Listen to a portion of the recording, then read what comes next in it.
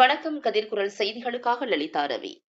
திட்டக்குடியில் தமிழக முதல்வர் ஜோசப் விஜய் அவர்களின் 52வது பிறந்த நாளை முன்னிட்டு 3052 பேருக்கு அன்னதானம் வழங்கும் நிகழ்ச்சி நடைபெற்றது.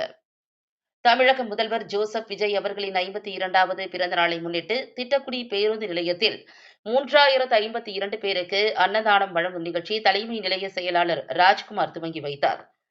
தமிழக வெற்றிக் கழக தலைமை நிலைய செயலாளர் ராஜசேகர், பொருளாளர் கண்ணதாசன், மாவட்ட செயற்குழு உறுப்பினர் முத்துசாமி, திட்டக்குடி நகர செயலாளர் அசோக்குமார், இணை செயலாளர் பூக்கடை கண்ணன், இளைஞரணி அமைப்பாளர் சந்தோஷ், மாவட்ட மாணவரணி ராஜேஷ், மங்களூர் நல்லூர் ஒன்றிய செயலாளர்கள் மற்றும் திட்டக்குடி நிர்வாகிகள் மெர்வின், ஜானகிராமன், சரத்குமார், பாலாஜி, விஷ்ணு, சரவணன் மற்றும் ஒன்றிய கிளை கழக நிர்வாகிகள் மற்றும் பலர் கலந்து கொண்டு நிகழ்ச்சியை சிறப்பித்தனர்.